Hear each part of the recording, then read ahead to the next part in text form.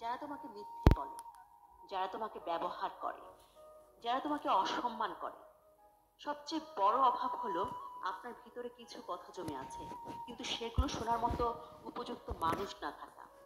নিজের দুঃখ কষ্ট অন্যের কাছে প্রকাশ করতে নেই। সমবেদনার সুরে সবাই মজা নেবে, সুযোগ পেলে উপহাস করবে, আর সময় মতো আঘাত করবে। স্বার্থপর হওয়ার জন্য অবশ্যই আপনাকে চালাক হতে হবে, কারণ বোকারা কখনো স্বার্থপর হতে পারে না। যে তোমাকে বোঝে না তার জন্য কখনো তোমার মূল্যবান সময়টুকু নষ্ট করো না। মানুষ তার নিজের মনে আঘাত না পাওয়া পর্যন্ত বদলাতে পারে না। যে যত বেশি আঘাত পায় সে তত বেশি বদলায়। অতীতকে যেমন ভুলে যাওয়ার প্রয়োজন আছে, তেমনি মনে রাখারও দরকার আছে। ভুলে যেতে হয় নিজের জন্য, আর মনে রাখতে হয় কিছু মানুষের জবাব দেওয়ার জন্য। যে আঘাত পায় সে নীরবে সয়, আর যে আঘাত দেয় সে কখনো বুঝতে পারে না।